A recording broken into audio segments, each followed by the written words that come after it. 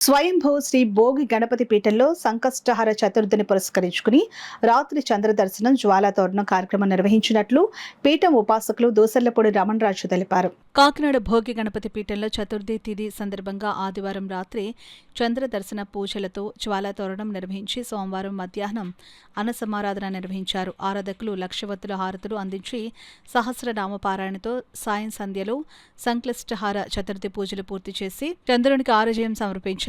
ఉపాసకులకు సోమవారం మధ్యాహ్నం అన్న సమారాధన నిర్వహించి రవిక, గాజులు, పసుపు, కుంకుమ, తాంబూలాలు ప్రదానం చేశారు. పీఠం వ్యవస్థాపక ఉపాసకులు దోసర్లపూడి రమణరాజు మాట్లాడుతూ శుక్లపక్షం రాత్రి వేళలో గణపతి పూజతో చతుర్థి చంద్రుడి దర్శనం చేయడం వల్ల సత్సంకల్ప శుభాలు నెరవేరుతాయని అన్నారు. జనవరి 7న పీఠం ఆధ్వర్యాన లోక కళ్యాణార్థం సముద్రునికి మహాకుంభహారతి జరుగుతుందని అన్నారు.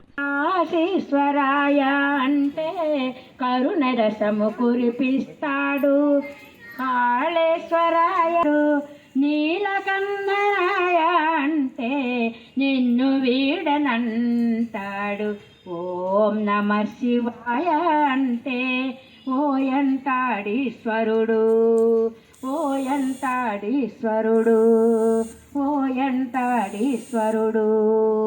ఏ పేరున పిలిచితే ఆ పేరున పలుకు